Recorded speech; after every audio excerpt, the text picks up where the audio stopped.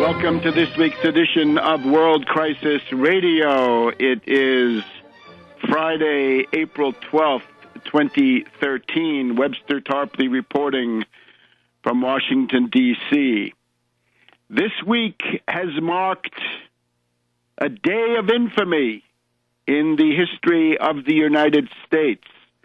The day of infamy was Wednesday, when the Obama regime sent to the Congress their proposed budget for the fiscal year 2014, starting October 1st. It is a very ominous and grim watershed. This budget contains a proposal to attack the two mainstays of what remains of the U.S. social safety net, Medicare and Social Security. This is the first time since the passage of the Social Security Act in 1935 that a president of the Democratic Party has dared to launch a frontal attack on the most important economic rights of the American people. Those rights, including an old age pension and medical care in old age, are the fruits of centuries of political and labor struggles. The moral and intellectual depravity of Obama makes it impossible for him to understand the huge historical labor, the effort, the human suffering that has gone into procuring those rights. Social Security and Medicare largely transcend political party. They are the achievements historically of the American middle class. It's the result of a struggle coming out of Europe and going back to the late Middle Ages. These are earned benefits. You have earned them. They have been paid for by you through a lifetime of contributions. This is your property. It belongs to you. No one must be allowed ever to tamper with this. These commitments, an old age pension and medical care, are sacred promises. And the support for them is overwhelming. It generally oscillates between 3/4 and 4/5 of the American people, between 75% and 80%. It is supported, these programs are supported on a bipartisan basis. Just this week, we've had a poll released by the American Association of Retired Persons, AARP. They asked likely voters over 50 about whether cuts to the entitlements to Social Security, Medicare, the economic rights of the American people are allowable. 91% of Democrats said no. 80% of Republicans said no to the chained CPI. We'll explain that in just a minute.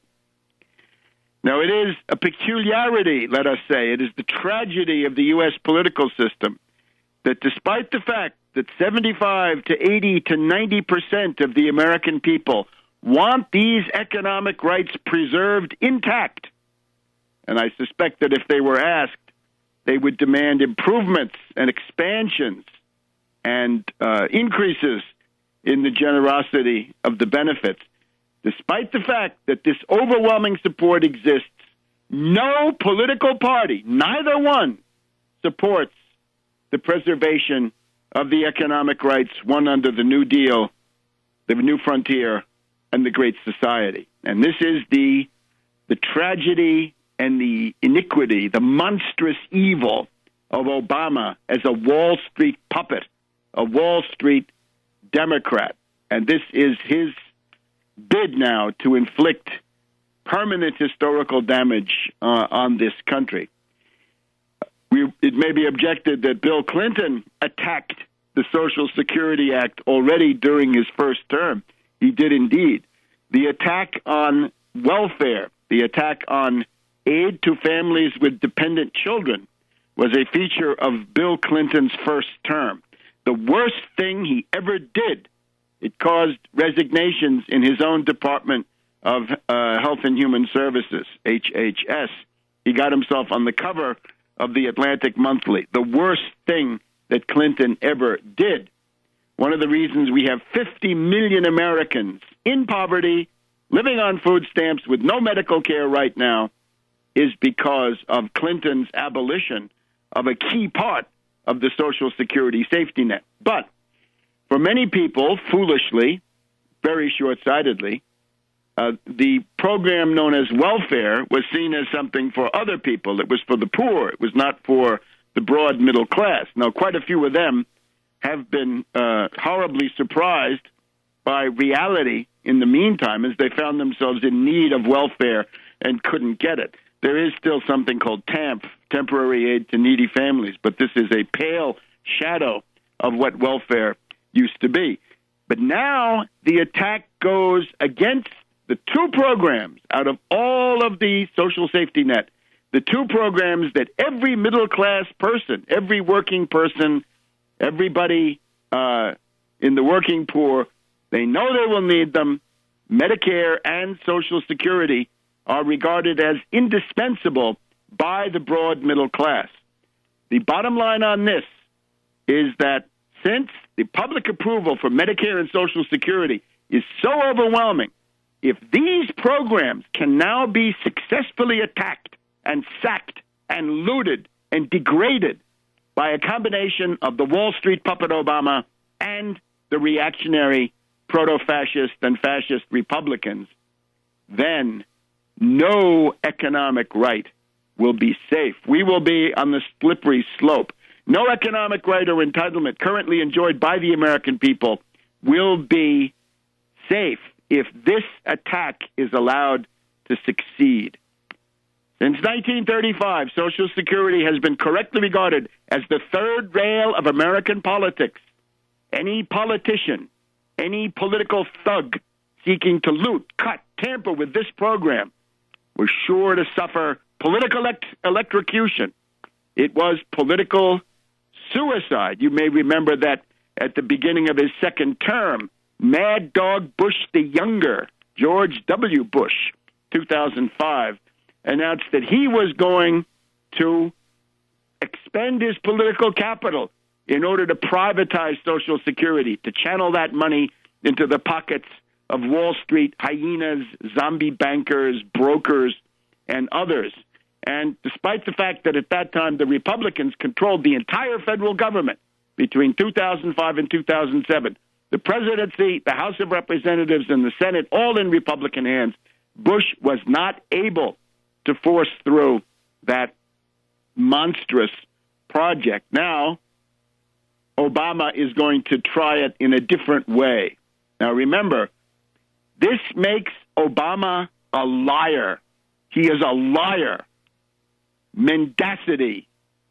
He's lying to the American people. Is that impeachable? We'll soon find out. In his 2008 campaign, Obama formally promised the American people he would not cut Social Security. Well, that's what he's doing now. So he stands exposed in the eyes of the world as a damned liar and likely to suffer whatever moral and political penalties are involved with that.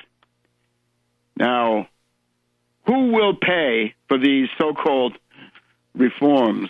You can always tell the shill Obama media, the ones who shill for Obama, when they see a killer cut or a piece of genocidal austerity, they call it a reform. Savings or a compromise, another damned lie. We'll be back in just a minute on World Crisis Radio.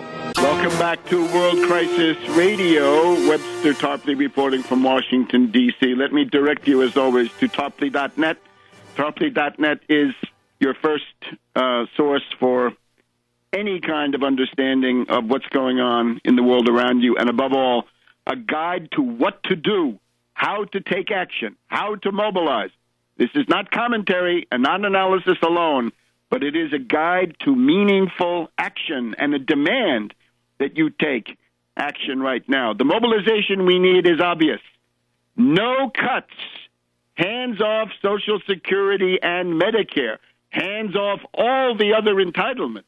Clearly understanding that if Medicare and Social Security come under successful attack, then you can pick your program. It will be decimated, whether it's WIC, the high-protein meals for expectant and nursing mothers and infants, whether it's S-CHIP, health insurance for young children of low-income families, whether it's food stamps, whether it's unemployment benefits, and so on down the line. All of that will come under merciless attack by the austerity ghouls now that Obama has opened the door of hell in terms of austerity. What we need is a lesson administered to Obama that will make every damned political thug afraid to touch Social Security and Medicare for the next 100 years and say, let's think of something else to do, whether we're in our first term or our second term. So it is the third rail, and perhaps that will be the case, we hope, in the days to come.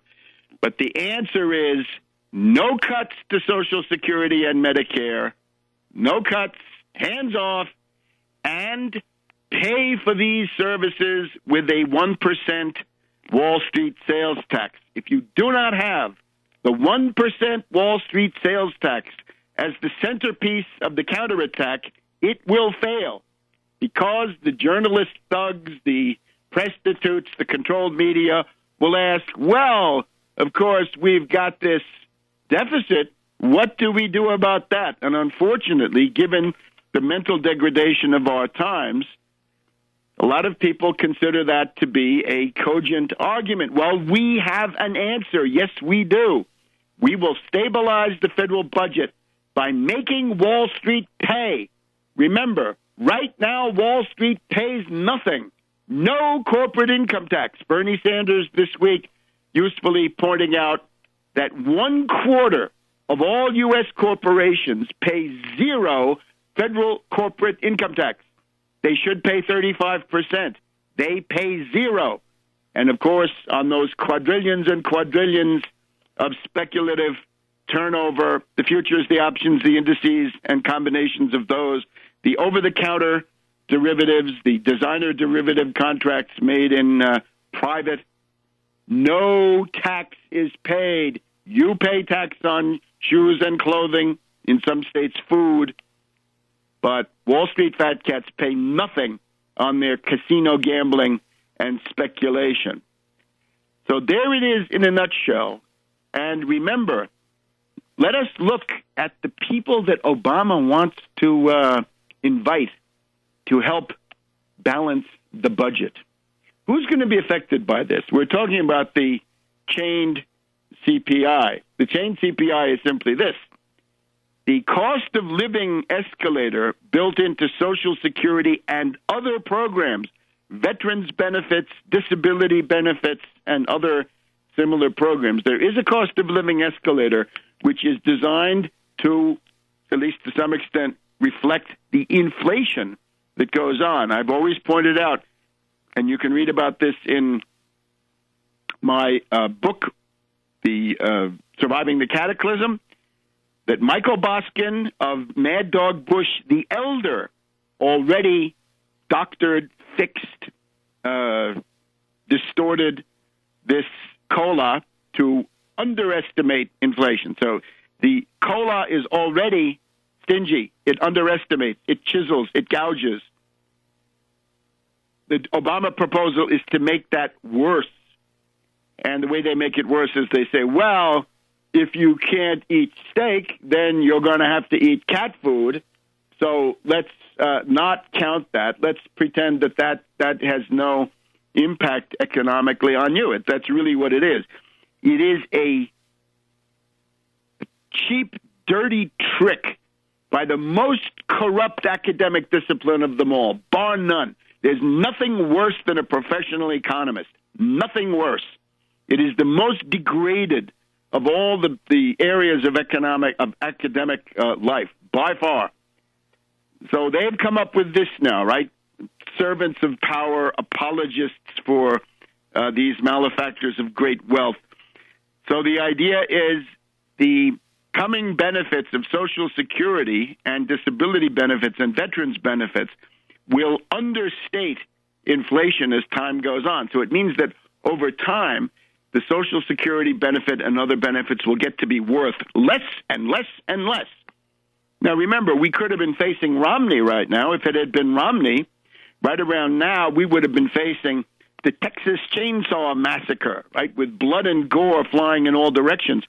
Romney would have attempted the privatization of Social Security or maybe even its abolition, which is what the Republican fascist fanatics, Rand Paul, Mike Lee, and so forth want, that it's unconstitutional according to their Confederate view of the U.S.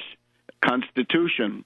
So instead of facing the Texas Chainsaw Massacre, we're facing the death of 1,000 cuts. We're facing the attempt to let this program and Medicare wither on the vine.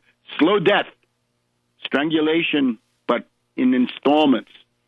So we've got to fight back against that. That is the essence of the chain CPI. They'll argue, well, it's really a very minor cut. Yes, perhaps at the beginning it seems minor, but as time goes on, it gets to be more and more and more and more. And one day, lo and behold, Social Security is worthless. It's a vestigial organ of a social safety net which no longer exists. We have seen estimates here that Obama is going to gouge $130 billion out of Social Security over the coming decade. So $13 billion per year, which is very significant when you think that the average Social Security benefit is less than $1,500. It's about $1,000 to $1,500 per year. And again, that benefit is paid for. You have paid for that with your taxes. Obama is trying to rob you, to loot you. And of course, the reactionary Republicans say, it's not enough. That's not serious. We've got to do more. We've got to destroy the program completely, privatize it, pour that money into the hands of Wall Street fat cats. So you can forget the Republicans on this issue in terms of reasoned opposition. The chain CPI must be stopped. Under no circumstances can this be allowed. Anybody voting for it must be primaried, rejected from office, and Obama is courting impeachment with this lunatic gesture. Back in a minute. Welcome back to World Crisis Radio. Take a look at Tarpley.net, and you will find now available a early week wrap-up from Washington on Tuesdays. There is now a audio availability from yours truly.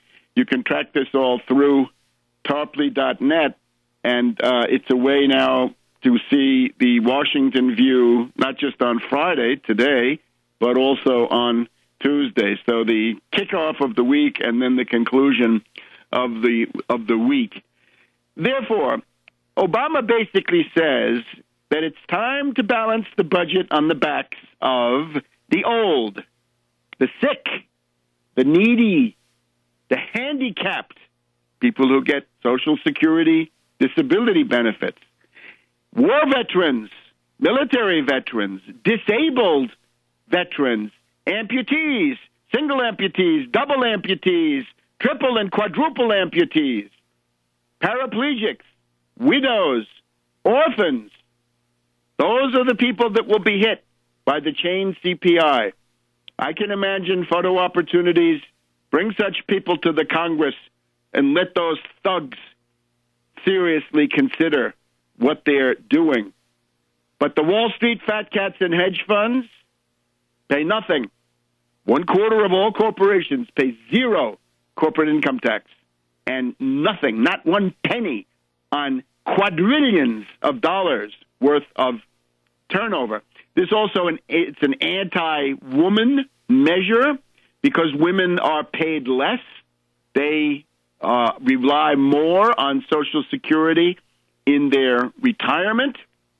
It's obviously anti-black, anti-minority. The poorer you are, the more you need this benefit. So this proves that Obama is morally insane, in addition to being intellectually insane, because this is politically self-destructive, suicidal in the extreme. Now, if it's $13 billion a year, the big picture, what does that mean for the individual? Well, Huffington Post starts with, if you retire at 65, which is when many do, you can actually get Social Security some years earlier, but you get much less. The cut envisaged by Obama would be, by the time you get to age 75, you would lose $650 per year.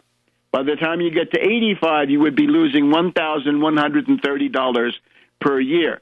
So by the time you get to 75, you're losing about half a month of benefits. And by the time you get to 85, you're losing 1 month, more or less, of benefits. Now, what did Obama get? The Republicans, Boehner, the petty bourgeois from Ohio, says, no, it's not serious, it's not enough, and he wants all of this to be put forward as a standalone.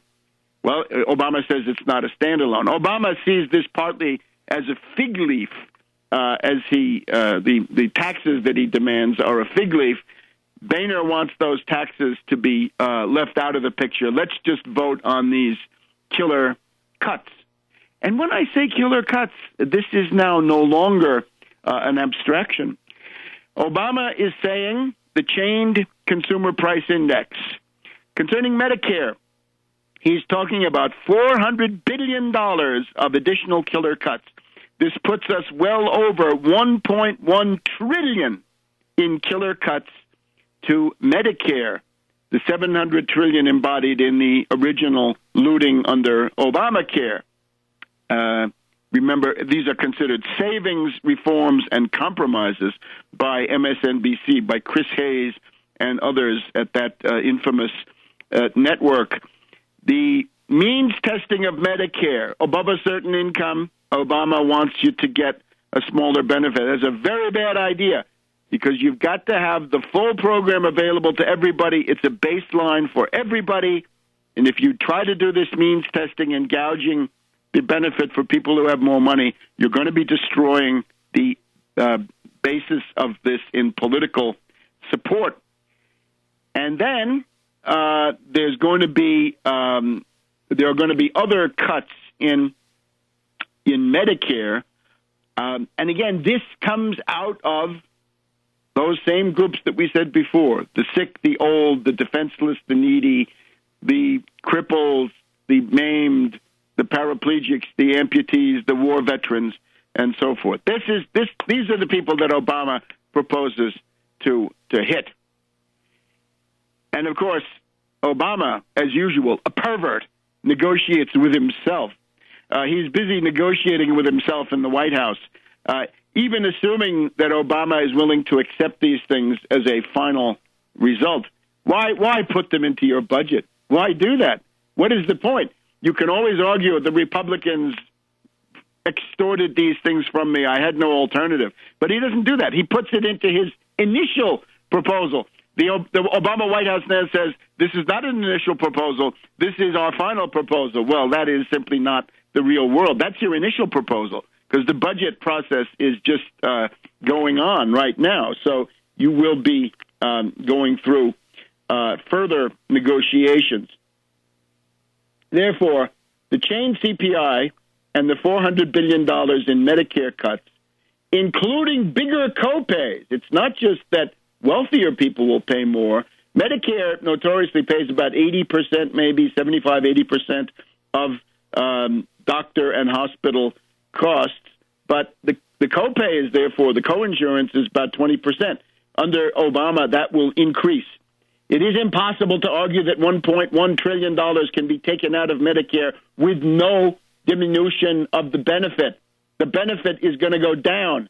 You can't get blood out of a stone. You can't say to hospitals, doctors, laboratories, medical equipment manufacturers, we're just going to gouge you $1.1 trillion. The Obama demagogy is still that this is the overpayment of the prescription drug benefit in Medicare Part D that was arranged by Mad Dog Bush the Younger, who wanted to get reelected and therefore was smart to do that. The Democrats still resent it. That's a Medicare Part D, an entitlement that the Democrats still hate because Bush implemented it and they didn't. So taking $1.1 trillion out of all that will mean some doctors leave the program, small hospitals shut down, small labs shut down. We had an article from Politico about that some months ago. Some other things in the Obama budget, a cigarette tax, 94 cents a pack to pay for universal preschool. How about the Wall Street sales tax, and you'll pay for preschool and more? Increase the minimum wage. That's fine, Obama, but that doesn't cost you anything. So we're not scoring that. The alternative minimum tax brought back, revivified, the Buffett rule embodied in that. To cap deductions at 28%, we'd have to look at the details on that. The estate tax goes from 40 to 45%. Let's see the details on that. Nice to see carried interest taxed at a somewhat higher rate, but nothing makes up for these historical crimes. It is a watershed. No Democrat has ever done it. Obama is, by any definition, not historically a Democrat, if you mean the party of Roosevelt, Kennedy, Johnson, and the entitlements. Now, let's look a little bit at these political reactions from inside the Democratic Party. The most ominous is Nancy Pelosi, the San Francisco liberal, who hides her right-wing substance behind a facade of support for ultra-left lifestyles, I suppose. She does not consider the chained consumer price index to be a benefit cut. So Pelosi, undoubtedly advised by her depraved husband, Paul Pelosi, is eagerly lying in the service of Obama and, above all, his Wall Street backers. Now, we do have 37 Democratic members of the House of Representatives promised to vote against any and every cut to Medicare, Medicaid, and Social Security. No raising of the retirement age, no cutting of the cost of living adjustment. However, this is not so great. 37 is less than half of the Progressive Caucus. So the Progressive Caucus has 70 to 80. Where are the rest of them? They're not even willing to put out a statement. So that looks pretty grim. Back in a minute on World Crisis Radio. Welcome back to World Crisis Radio. Webster Tarpley in Washington, D.C. It's April 12th, and we're coming out of a week of infamy here in Washington. On Wednesday, April 9th, Obama's budget proposes killer cuts, genocidal austerity, deaths. You can score this not in terms of deficits, score it in terms of mega deaths.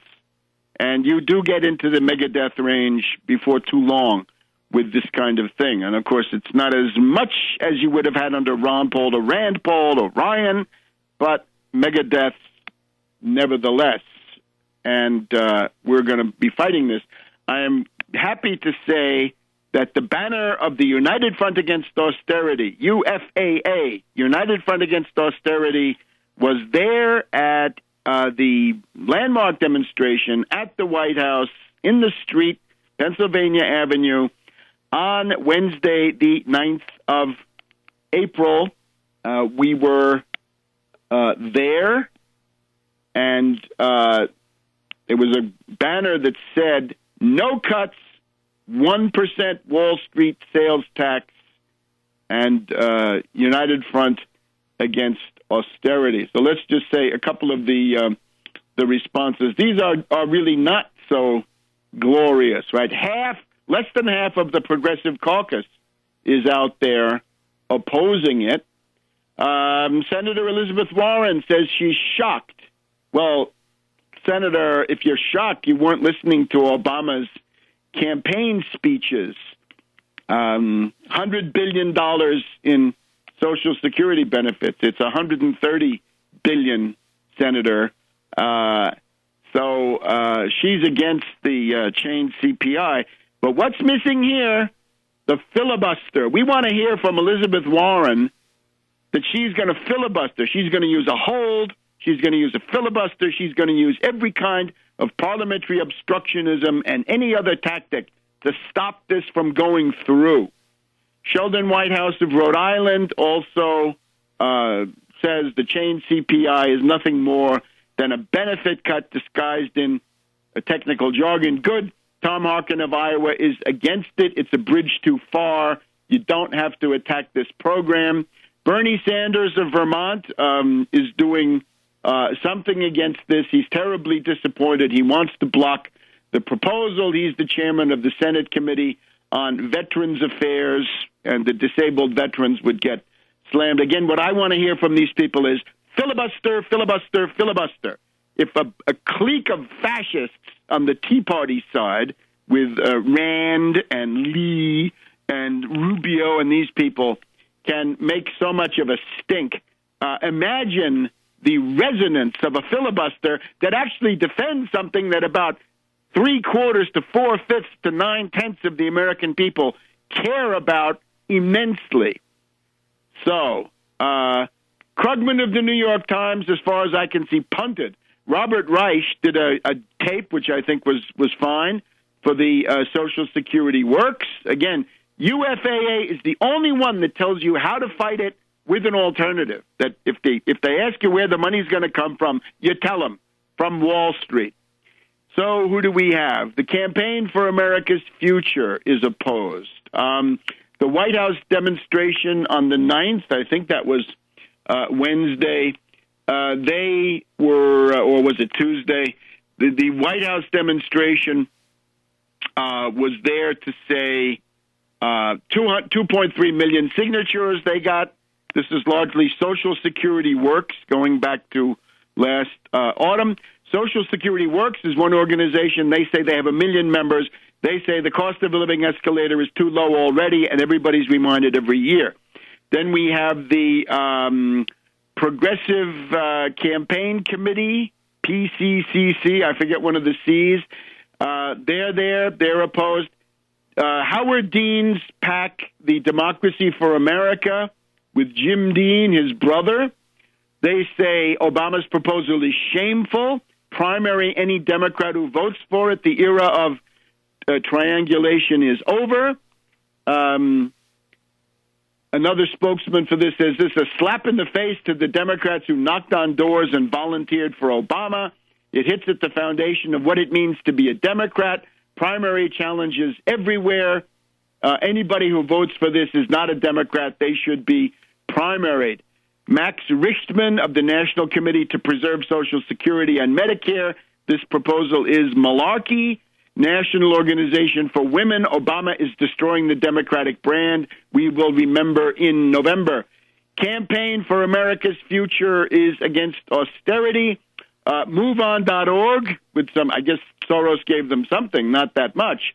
An 80-year-old woman would lose 3 months worth of food every year with these cuts. Strengthen Social Security is against it. The Alliance of Retired Americans says the COLA is already too low. Here's the problem with these groups. A lot of them are very well-meaning. The Koch brothers are more generous than Soros. So if you look at these, the Tea Party groups, people like the Koches have been funding Americans for Prosperity, Tea Party Patriots, Tea Party Express, so on down the line. Soros gives less. And the other big problem, these groups are weaker, and they've divided their forces because they're spending at least half the time on gun control. They're wasting their time on this wedge issue. I warned you about this. Gun control is a wedge issue. Obama is trying to sneak through killer cuts under the cover of the fact that he's for gun control. Gun violence kills thousands, yes.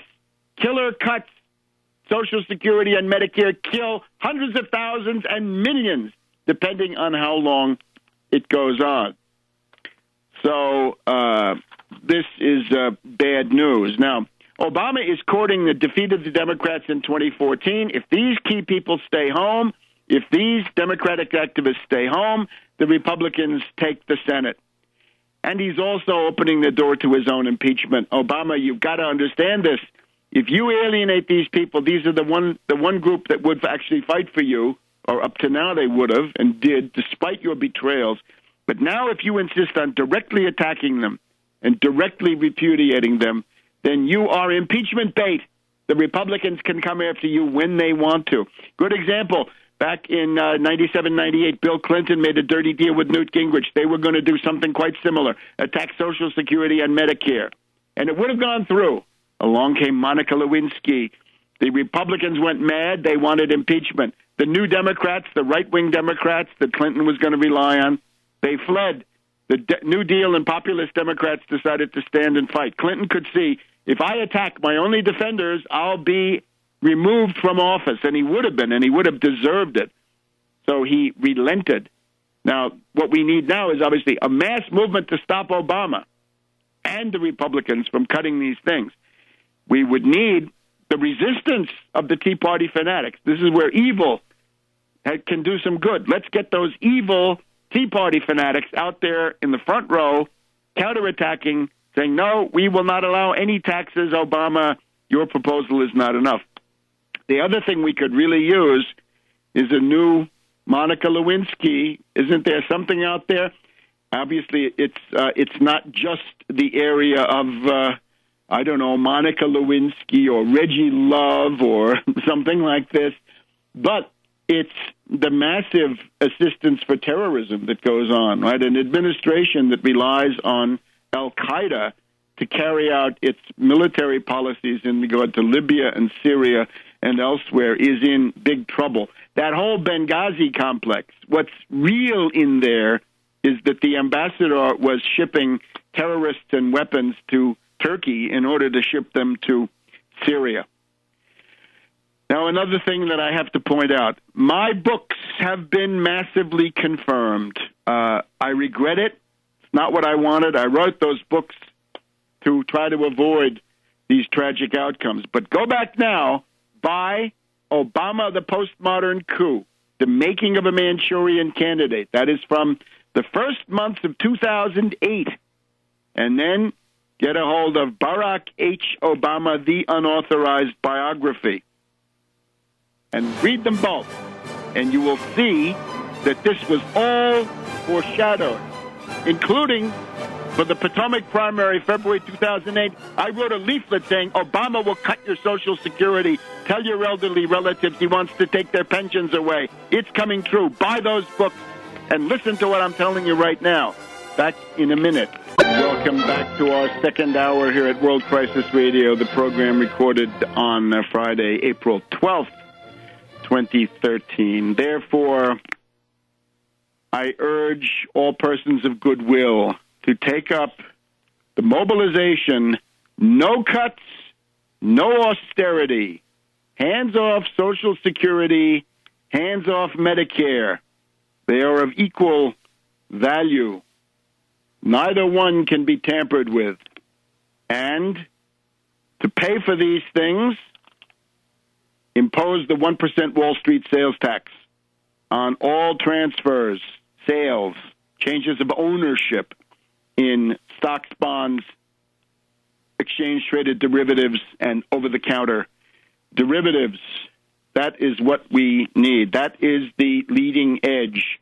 Not a process reform, not Glass-Steagall, nothing like that, but the Wall Street sales tax. There is a depression. Obama wants to make these helpless groups pay for the depression. We reject that. We demand that Wall Street pay for the depression. That is simple enough. And buy my books. Learn that method.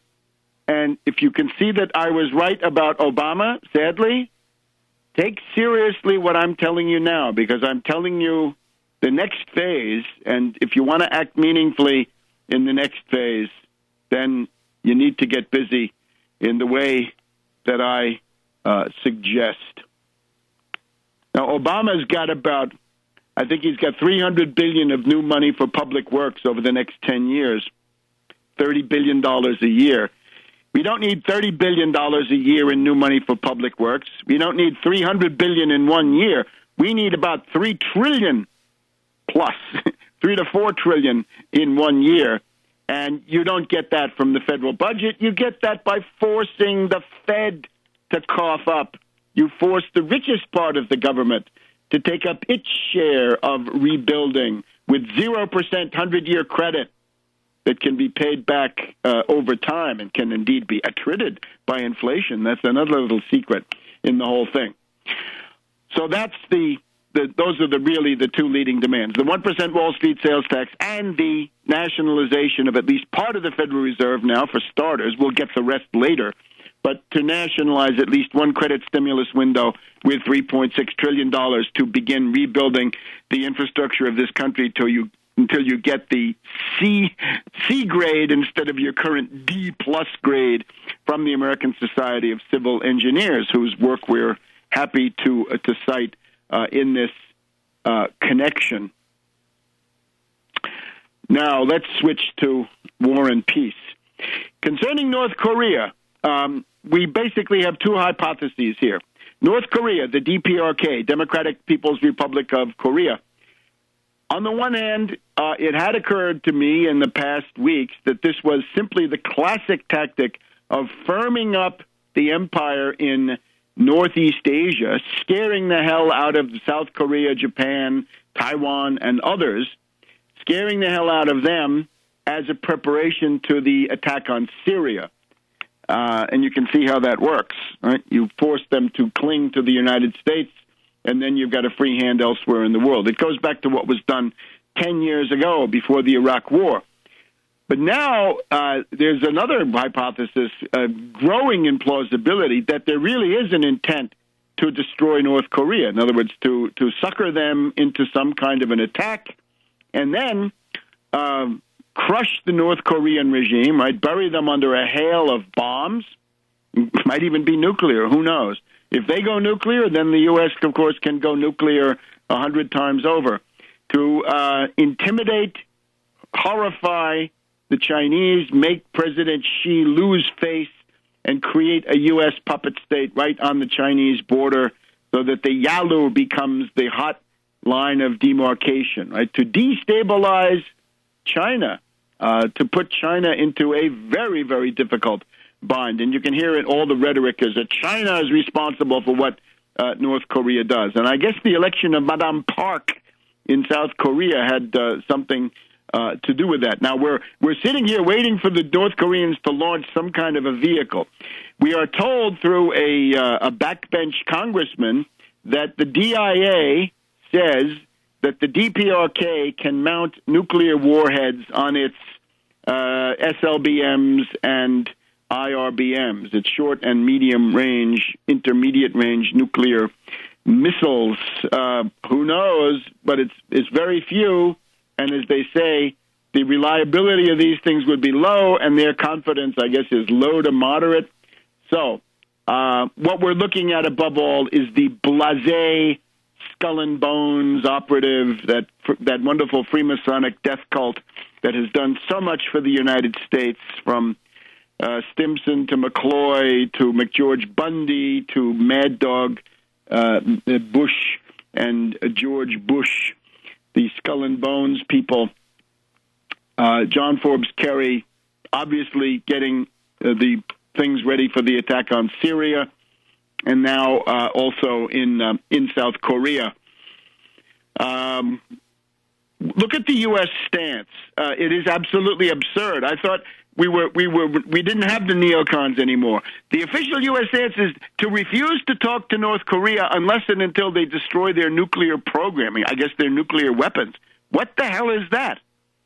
That's the neocons ride again. Why do we need Barkey and the new look? And why do we need horse-faced John Forbes Kerry, the would-be face man?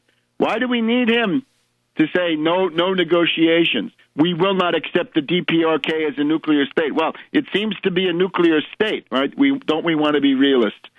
Let's go back to one of the great statesmen of the modern era, somebody that all of these Lilliputians and dwarves could learn from. Cardinal Richelieu of France, and this wonderful quotation where he says, I have to stress for you the tremendous value of negotiating with everybody all the time. Keep negotiating with everybody all the time, no matter what. You'll always learn something. You'll always gain an advantage for yourself. So I would recommend, first of all, open talks right now with the DPRK. We have this message by way of the basketball player from the North Korean leader. He says, I don't want war. I want to talk. Call me. Call him already. Obama, how many hours did you spend on the phone with Erdogan of Turkey trying to con him into a war, into attacking Syria? Why don't you make a few phone calls to Kim Jong-un and tell him you do not want war either? What would that cost you? And if it turns out that the demand is a de facto diplomatic recognition, well, the United States has recognized regimes that are much less solid than the one in North Korea. The one in North Korea has been there for, 60 years? Why don't we recognize them diplomatically? What does it cost you? It allows you to negotiate. You can learn more. Remember the Hallstein Doctrine, right? The Hallstein Doctrine said that West Germany represents Germany, German Federal Republic represents Germany. The South Koreans may have problems with that, but the way you got through the Cold War in Europe without a war was to dump the Hallstein Doctrine, and the South Koreans can live with that in the same way that the Bonn government did in the 70s and 80s with the détente getting going. So, yeah, diplomatic recognition, de facto, of course. What do they want? Do they want a peace treaty? Well, it's been 60 years since June 1953, 60 years since then. What's wrong with a peace treaty? At least some kind of a document, something in lieu of a peace treaty, right? Maybe not a peace treaty, but something like the Helsinki Accords of the early 1980s, 1970s actually would be in order. The other thing is, if they want a non-aggression pact, that should be very easy. If your intentions are not aggression, then there's no problem in putting that into the form of a piece of paper. Stop with this Ulchi Freedom Guardian, Ulchi Focus Lens Freedom Guardian. Forget it. It's not worth it. Stop the provocations. No more B-2 flights. No more ABM deployments. No more Aegis cruisers. And let's get out of this without starting what could become a world war in Northeast Asia. It's not worth it. Back in a minute. Welcome back to World Crisis Radio. Webster Tarpley here in Washington, D.C. So, jaw is better than war. And as Cardinal Richelieu says, negotiate with everybody all the time, and you will be better off. That's something you do for yourself. Talk now, de facto diplomatic recognition, some kind of document in lieu of a peace treaty, if you don't want to recognize borders for the moment. Non-aggression pact. Stop with these provocations. That's for Northeast Asia. Now let's look at Syria.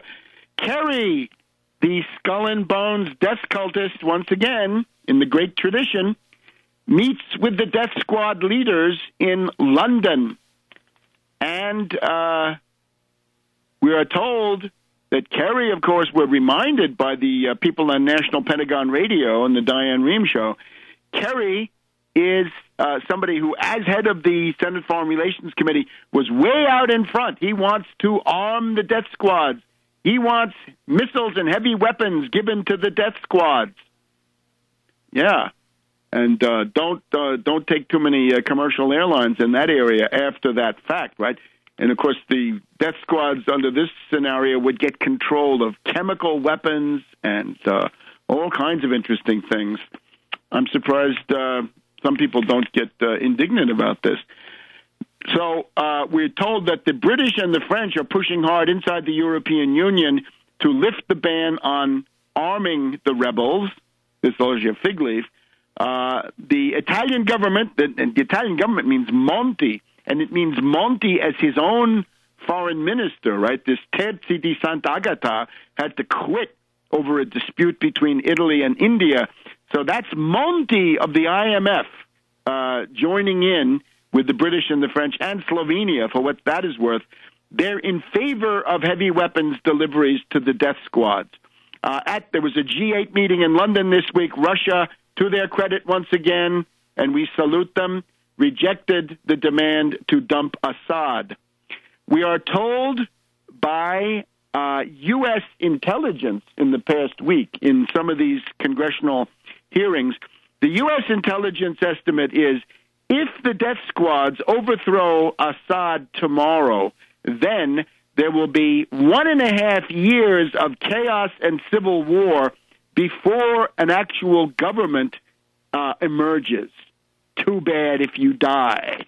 And along the same lines here, Washington Post, Wednesday, April 10th.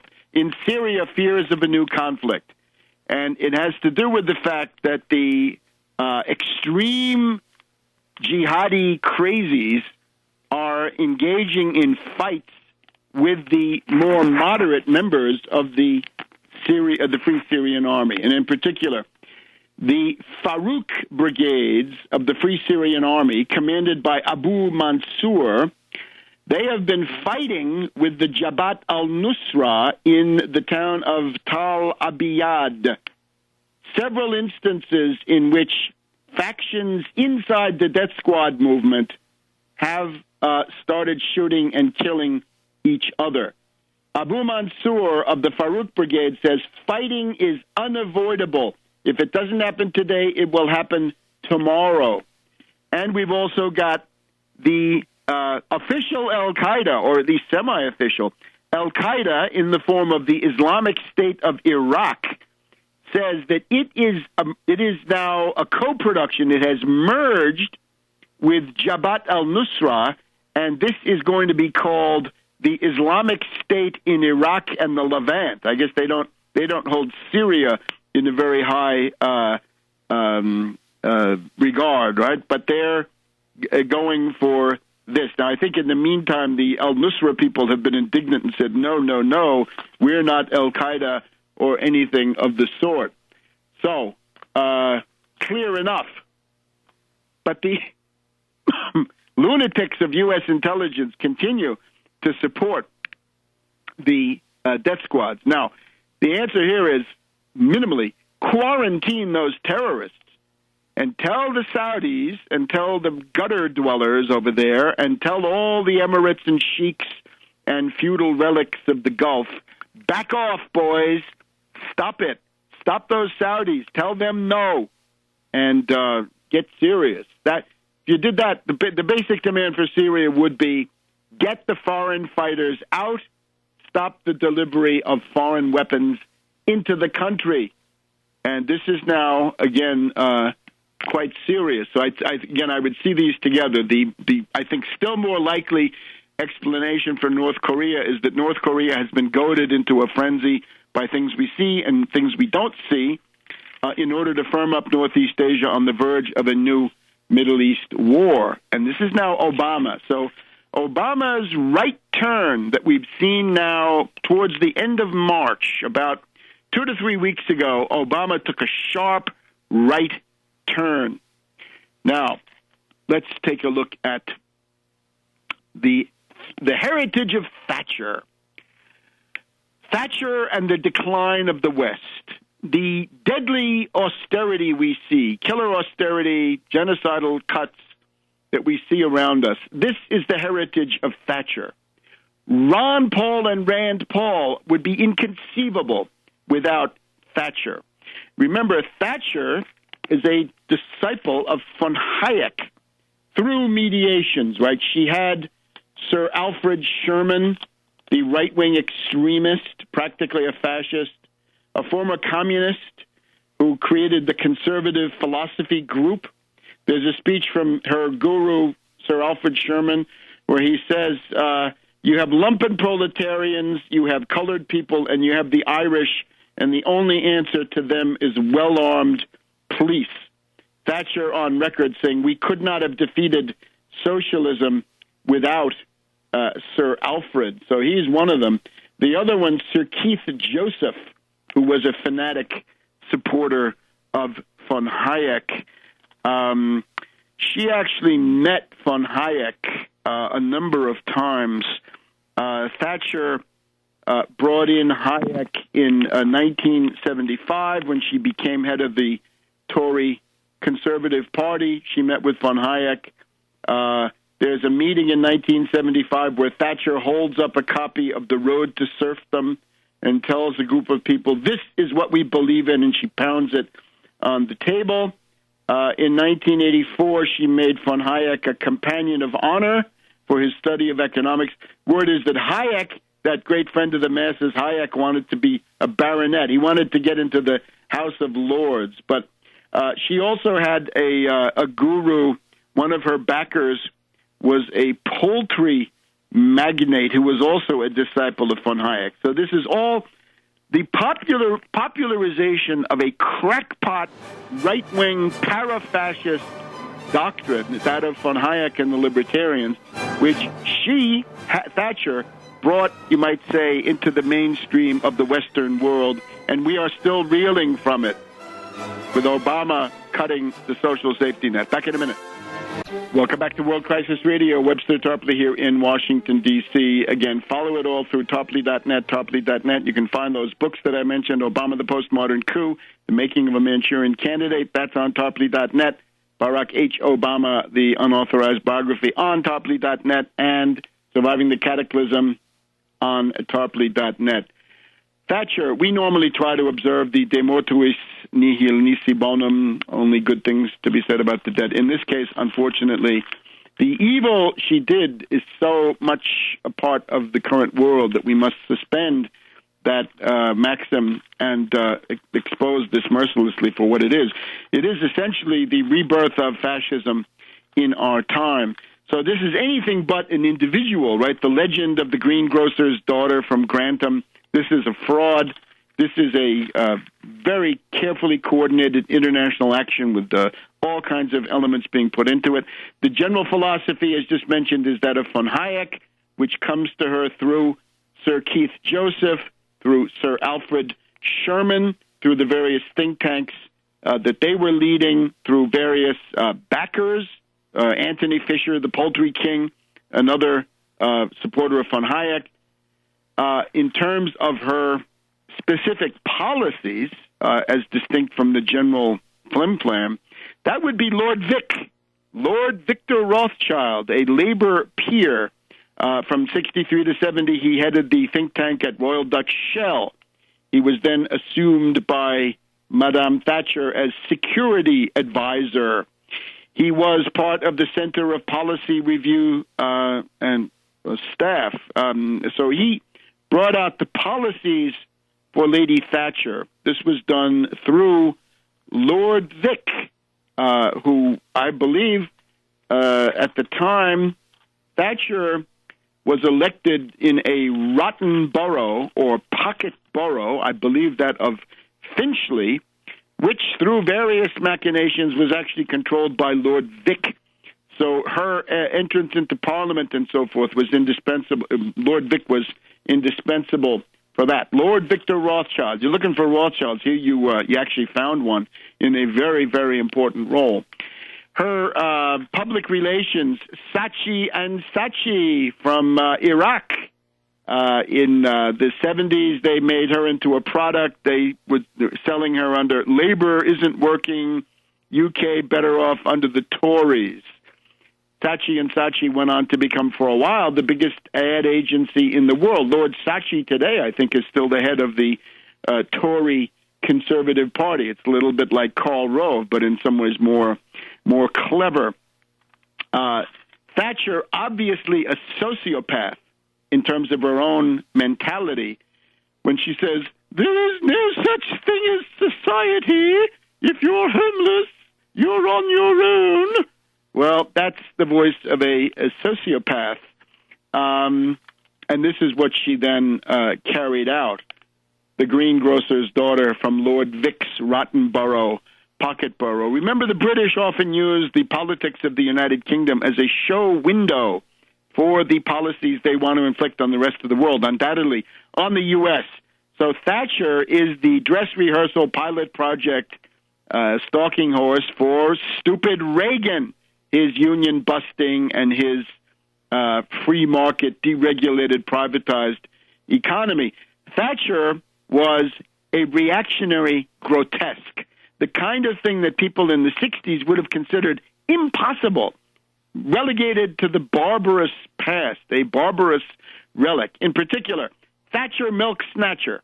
When Thatcher was the health minister, I think, in one of the Heath reactionary Tory government, or liberal Tory, if you want, in the governments in the early 70s, she became aware that every kid in a British public school, really public, right, a government-run school, was getting a free pint of milk from the time they were 7 to the time they were 11.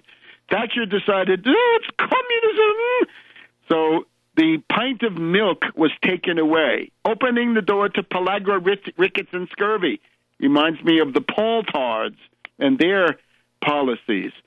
Of course, this came out of the experience in Wales, in Scotland, in northern England, in the poor pockets of so much of Britain, starting in the 1920s even. But no, that had to be clawed back. Her policies then, deregulation, privatization, and deindustrialization. Industrial production in Great Britain, which once was the workshop of the world, was systematically destroyed by this woman. She destroyed coal mining, in particular. The British automobile industry has never recovered, and other forms of actual, tangible, physical production. The only thing left under Thatcher was a bubble economy based on financial services in the southeast quadrant, which has one of its apices a little bit above London. So if you're in Kent, it's great. If you're in London, it's great. But as soon as you get out of there, as soon as you get up to Sheffield or Manchester or Leeds or any of these places, you can forget it. And climate of absolute terror. In other words, travelers going to Britain in the 1980s would come back from northern England or Scotland and say, this is just terrifying what this woman did with her belief that there is no such thing as society. Small wonder that we've got people dancing in the streets in Britain. I think with the song from the Over the Rainbow, Ding Dong, the Witch is Dead, is at the top of the British hit charts now in honor of Thatcher. Without Thatcher, the international bubble economy, casino economy, deregulated, privatized wrecking of the Western world, which reached its climax up to now in 2007, 2008, none of that could have happened. We're even inclined to wonder, was there ever a dalliance between Ron Paul and Thatcher? And his little rand, possibly the fruits of that long ago dalliance? We don't know. Then we have international aggression. The Malvinas, according to the Monroe Doctrine, the Malvinas Islands are an integral part of Argentina. The United States views the Monroe Doctrine for 100 years or more, the basis of our foreign policy, authored by John Quincy Adams, one of the greats. That's part of Argentina. But under Al Haig and stupid Reagan, they bent over backwards to help the British to retake the Malvinas, the Falklands, which they never could have done without the treachery of the United States against the Inter-American system. So this was aggression, provoked, probably conned, right, through the not-so-smart Argentinian junta. And, at a certain point, Thatcher said, all these meat inspectors, we're tired of paying all these meat inspectors. We don't like all these regulations. Let's deregulate the meat industry.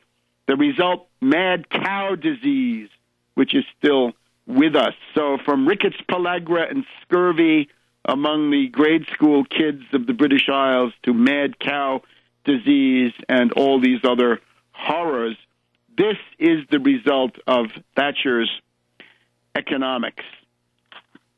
And it's sociopathic from beginning to end. Sir Alfred Sherman once said, Lady Thatcher is a great reader of lines. As long as somebody else is writing the lines, it's fine. But left to herself, she doesn't have a clue. And I think that's her mental abilities were about at that level. She, like Reagan, of course, succumbed to dementia later in life. So that's the profile on Lady Thatcher. And the quicker this body of doctrine is consigned to the garbage can of history, the better for all of us. Back in a minute. Back to World Crisis Radio. We just have to also recall the sadomasochistic overtones of Lady Thatcher, both in regard to the British people in general, the hectoring school mom, but in the cabinet, the constant threat of being literally thrashed with her pocketbook, with the sadomasochistic reign of terror, and the group that then overthrew her, Sir Geoffrey Howe and the Wets, the people who didn't want to stay the course, who wanted to pull back before manufacturing had been destroyed.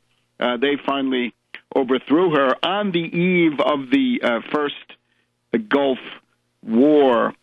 The other thing, of course, Thatcher implemented the Mussolini-Hitler policy in regard to unions. This is a good example of the limits of even the most militant trade union activity. The coal miners' union with Scargill and others, and other unions that joined in or didn't, brought the British government to its knees in the mid-'70s. But they did not have a political alternative, and that's an important thing to recognize. You've got to have a political alternative, and you've got to be ready to take over the country and run it. So otherwise, the union busters will win the day. She destroyed the Conservative Party in Scotland, the ability to bust up the British nation state today through this splitting, right, the mini-states, micro-states policy. This goes back to Thatcher. She's a destroyer of the modern nation state, a villainous of colossal proportions. Maybe we'll have to come back to this in future weeks. Now, in the meantime, the antics of these libertarian lunatics, of which she was one, right? Von Hayek, of course, paid for by David Rockefeller and then becoming the teacher of Thatcher. It all fits together. The Bitcoin, the Ponzi scheme known as the Bitcoin, the bubble known as the Bitcoin, blew up this week. $150 lost on one day. I repeat my recommendation. If you really want to get out of paper money and you don't, if there's no other alternatives, you better buy some gold. It makes a lot of sense to have some gold as a hedge, right? Have 10% or whatever it is if you've got money. Not many of us do. But if you do, it makes sense to buy some gold. Whatever happens to gold will go up and down, needless to say. But it won't go to zero. And with Bitcoin, there is no guarantee. So we're now in the twilight of funny money. With Bitcoin, the funny money people were riding high. Max Kaiser has compiled a lamentable record here. He's been the Jim Cramer of the Bitcoin, pump and dump. The libertarian wacko birds, the chuckleheads, have gone massively into the Bitcoin.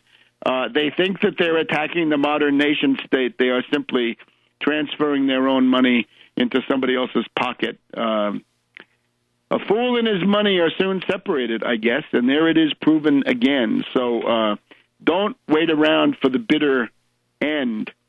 It raises the question, what's the value of a currency? Is a currency valued according to the amount of gold that backs it up? No. Production is what counts. Food that you can eat, transportation, a car you can drive, a house you can live in, appliances you can use, medical care that can save your life. If the currency of a country allows you to buy those things, if you need 1 million tons of grain, you better have some dollars because the United States can sell you those things. If you need some big pharma, if you need some computer stuff, the U.S. can still sell you some of that. That's the value of a dollar, not Fort Knox, not gold, not any of this alienated fetishistic stuff. Remember, all money is fiat money. All money results from a political decision to use some means or other as money. So forget about funny money. Forget about community currency. Or, as I view it, since I'm here in Washington, my community currency is the Federal Reserve. So let's take that over and issue $3 to $4 trillion.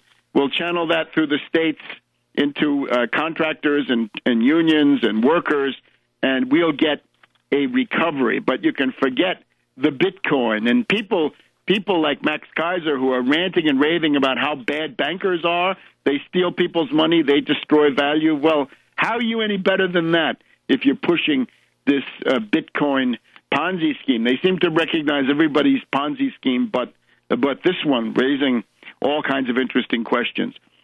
The tapes of the recordings there of the Mitch McConnell gang discussing how they're going to deal with Ashley Judd. Look, remember our point of view. Oligarchs can have no secrets. You want to get to be president, you want to get in the Senate, you want to control the nuclear button, you want to be able to control the vote on life or death, war or peace. We get to know everything. If this woman is indeed mentally unstable, we get to know. If she's a pantheist, we get to know. If she's a pagan, we get to know. If she's obsessed by patriarchy, we get to know all of that. Then we can decide. No secrets. We want to know your birth, your life, your crimes, your miracles, your pluses, your minuses, and so forth. But this doesn't, of course, we're looking for a good candidate to defeat Mitch McConnell. That would be a plus. But unfortunately, it looks like this charming lady doesn't fill the bill. On the other hand, we don't trust David Corn one bit. David Corn and The Nation magazine, Progress Kentucky, with Sean Riley and Curtis Morrison, I guess it is. Well, don't put your hand in the fire for such people. Now, Little Rand is running for president. We're going to pay attention to this over time.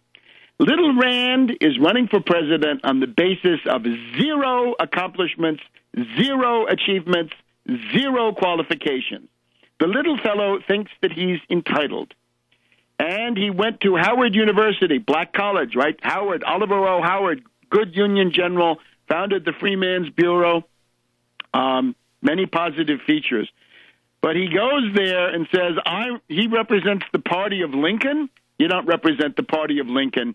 You represent a Southern regional party of reactionaries and racists. This is a radical anti-historical operation, radically anti-historical. I object to that stuff very much.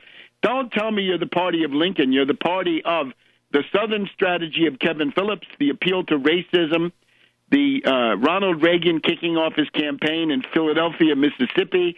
We've got the Jesse Helms racists. We've got the Lee Atwater racists, Willie Horton. We've got the Strom Thurmond racists, the Trent Lott racists, and the Ron Paul racists. Look what they do. Let's get down to brass tacks. What's your line on the 1964 Civil Rights Act? I wonder whether these kids at Howard were well briefed on this. I heard fawning NPR interviews with Little Rand. Ask him about the 1964 Civil Rights Act. Public accommodations, buses, trains, hotels, restaurants, public accommodations in interstate commerce. Can they be segregated? Ron Paul, Rand Paul say, yes, you can segregate them. If you're a racist, you can act that out. They don't recommend it, of course, but that's your right. It's not your right. Under Anglo-Saxon common law, there is such a thing as a common carrier. Common carrier could have been the stagecoach, and today it's the railroad, the plane, the bus, the lunch counter, the motel, whatever it is. Those are common carriers. And they are common carriers because since they're providing this kind of service, they are quasi-public services, even if they are privately owned, and therefore the government has a stake in regulating them. So when Little Rand comes to your campus and tries to tell you that he's the party of Lincoln, oh, my Lord, then you've got to ask him, above all, about the 1964 Civil Rights Act. And, of course, you want to ask him about the Nosy Brotherhood down there. It is shocking that somebody with no achievements, no accomplishments, and no qualifications would dare to run for president. I guess after Obama, he figures the sky's the limit. I propose that Rand Paul be sent into early retirement, and I have a proposal for him. You see Fred Thompson out there selling reverse mortgages? Rudy Giuliani is out there selling identity theft protection. Rand, after your filibuster there, how did you stay out on the floor for 13 hours? I think we have a new public spokesman for Depends, that undergarment that allows you to filibuster on and on and on. So remember the mobilization. No cuts, hands off Social Security, hands off Medicare, pay for it with a 1% Wall Street sales tax. get a recovery, have a jobs program by nationalizing a part of the Fed as much as you can with $3.6 trillion in 0% century loans, and we'll see you next week on World Crisis Radio.